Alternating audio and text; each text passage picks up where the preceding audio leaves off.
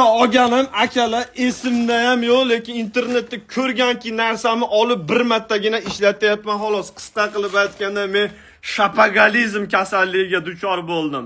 Hammasini sizlarga keyingi videolarda raspakovka qilib beraman. Emotsiya bilan hozir 2 kun uxlamaganim uchun atomli bomba tushdi. Xullas, mana narsalar hammasi bir tiyin akalar, nimani yonida, ya'ni mana o narsani yonida hammasi bir tiyin. Yo'q, kechirim so'ramayman men bu narsadan. Chunki qo'limdagi narsa slishkim seriozli narsa.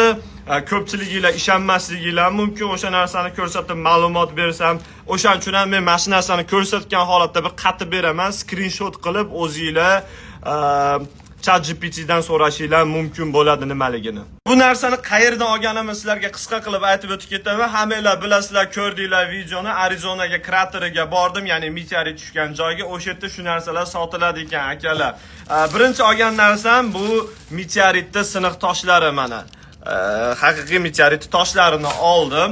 Haqiqiy osmondan tushgan. Mayli, bu ham hech narsa emas, mana o narsani yonida. Demak, akalar, bismillahirrohmanirrohim. Ko'ringlar. Bu narsani endi O'zbekistonga jo'natib yuboraman deb turibman men. Demak, tayyormisizlar akalar? 1 2 3 keyingi videoda ko'rashlar. Kim nima deb so'ksa o'zi ashi. Kommentariyaga beda press sotiladi deganda tuqumni qurib ketsin. Amin.